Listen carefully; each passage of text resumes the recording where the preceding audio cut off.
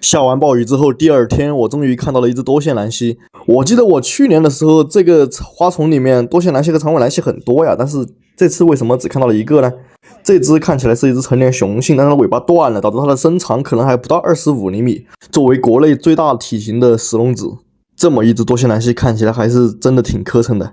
要怎么才能抓到它呢？我想的方法是，首先用网子把它赶到这个旁边的这个小楼梯阶上啊。好的，赶上来了。在这种水泥地面上，我们只需要用网子把它拦住，然后把它按住就行了。它还在继续跑。好的，按住它。好的，按住了。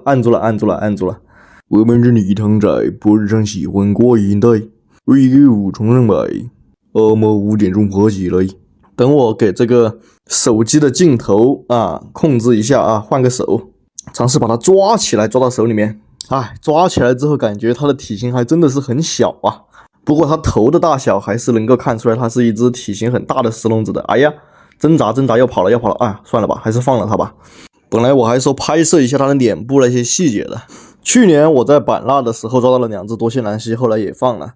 但是河口这边的多线兰溪，我总觉得它们数量没有版纳的多，而且体型也要小一些。河口我感觉还是长尾兰溪比较多。总之，多线兰溪和长尾兰溪都是在云南南部体型非常非常巨大的，然后非常非常常见，到处都爬的石龙子。但是可能是我来的时候不是它们特别泛滥的时候吧，毕竟踩下了暴雨，可能还是要出点小太阳的时候，这个石龙子比较多。又看到了这个应该还是那个树摇蟹。它下完雨之后，居然偶尔的爬在了这个马路中间。哎呀，过去抓住它，把它丢到旁边的沟里面去吧。它应该是从旁边的沟里面爬出来，或者说从其他的地方冲出来的这么一只树摇蟹。还是个公蟹呢，一只钳子大，一只钳子小。好了，把它丢下去。哎呀，丢下去之后它装死还是翻不过来了，努力翻身吧。其实螃蟹翻身还是很简单的，只是有一些龟翻身不太行而已。这附近多线兰溪开始多起来了，可能是因为快到中午了，气温开始升高了，天上还是隐隐约约有点太阳光的感觉。但是这些多线兰溪都是雄性的，而且体型很瘦，我估计应该是它们还在发情期打架，然后顾不上吃东西吧，可能是这样。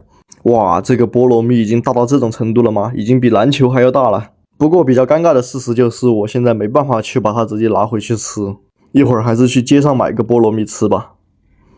嘴馋得很呐。这片水沟以前没有怎么治理的时候比较脏乱差，然后沟底的那个破碎的水泥板子下面就藏着很多很多的多线兰溪和长尾兰溪。但是现在可能是因为重新修缮过了，所以说这些多线兰溪和长尾兰溪就没了。但是偶尔的话，可以在这沟里面看到那个大老鼠。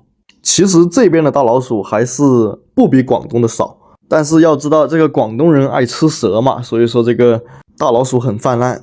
这里又看到了一只多线兰溪，这只多线兰溪挺大的，但是它在草丛里面抓不到它。反正这些大灰耗子其实对于这个当地的其他动物的这个生存还是有很大的竞争压力的。